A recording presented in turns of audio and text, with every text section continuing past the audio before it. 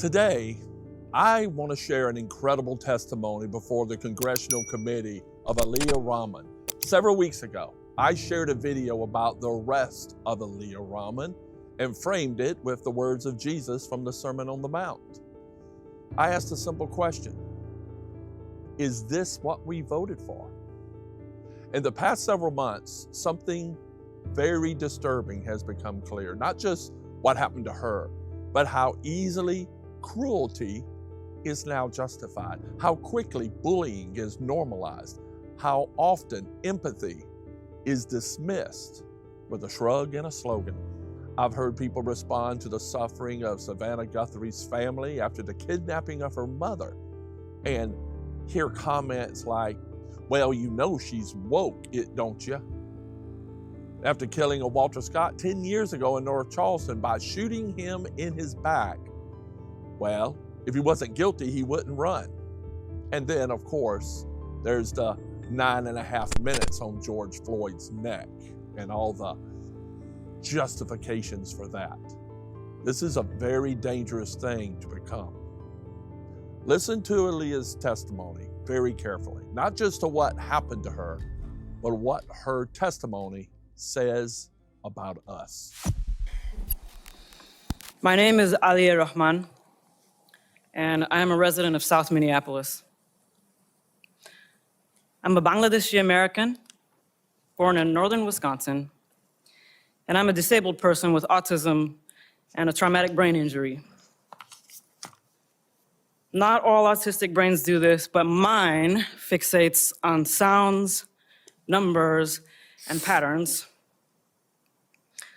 And while what the world saw happen to me exactly 3 weeks ago today on video was a terrible violation, it is still nothing compared to the horrific practices I saw inside the Whipple Center.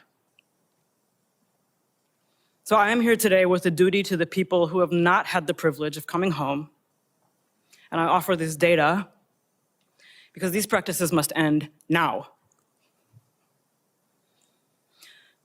On January 13th, on the way to my 39th appointment at Hennepin County's Traumatic Brain Injury Center, I encountered a traffic jam caused by ICE vehicles and no signs indicating how to get around it.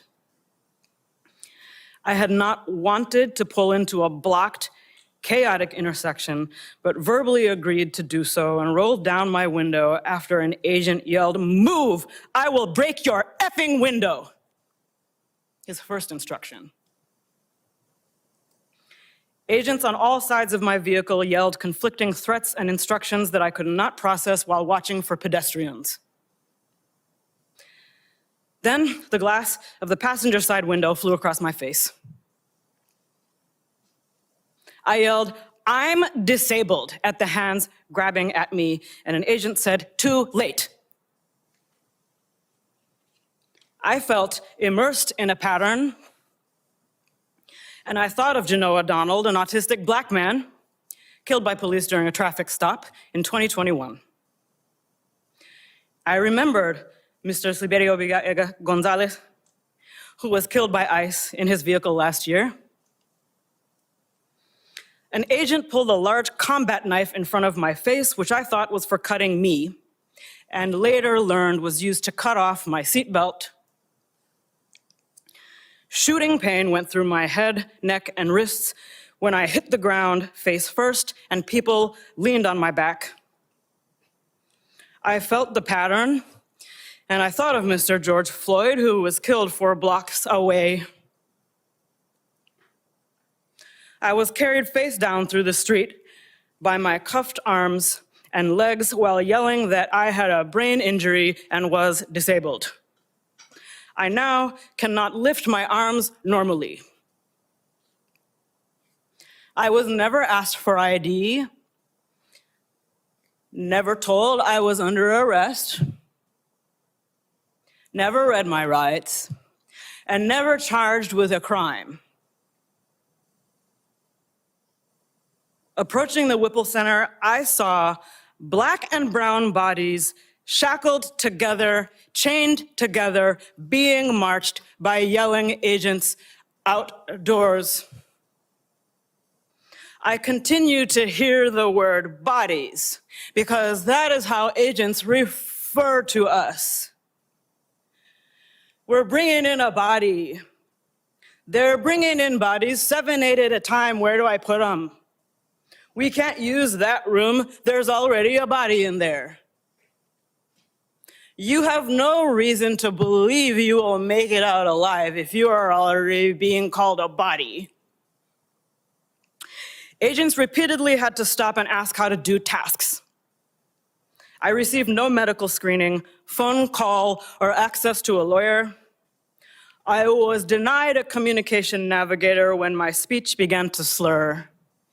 Agents laughed as I tried to immobilize my own neck. I asked for my cane and was told no, pulled up my arms and prodded forward in leg irons by agents laughing and saying, "Walk, you can do it, walk." Agents did not know if the facility had a wheelchair. When I was finally placed in one to be taken to interrogation, an agent taunted, "You were driving, right? So your legs do work." I pleaded for emergency medical care for over an hour after my vision had become blurry, my heart rate went through the roof, and the pain in my neck and head became unbearable. It was denied. When I became unable to speak, my cellmate pleaded for me. The last sounds I remember before I blacked out on the cell floor were my cellmate banging on the door, pleading for a medic, and a voice outside saying, "We don't want to step on ICE's toes." When I opened my eyes at Hennepin County's emergency room, I learned I was brought there to be treated for assault. The impacts of DHS detention on my physical, mental, and financial well-being and safety have been very severe, but I do not deserve more humane treatment than anyone else, US citizen or not. And I am here today with a strong spirit and a duty to the many people who haven't had the privilege to tell their stories or see their loved ones come home. We call ourselves a civilized nation, but we lack rules and accountability around what a person claiming to be law enforcement is permitted to do to another human being. I am not afraid, and I'm not afraid to keep working on this problem even after ICE is gone. Thank you for your time. What happened to Aliyiah Rahman is not just about one woman. It's about how easy it has become to just look away. How quickly we excuse cruelty when it's wrapped in politics and tribalism. How safe people feel high up in their own certainty, deciding who deserves dignity and who doesn't. It also should trouble every American that nearly every Republican seat in that room was empty. Our nation was not built to silence the weak, punish protest, or reward contempt. It was built for one simple thing: to restrain power, precisely because power so often forgets mercy. And we must remember that in the end. A nation is judged not by how it treats the truly guilty, but by how it treats the most vulnerable and meek among us. Revive the republic. Take care.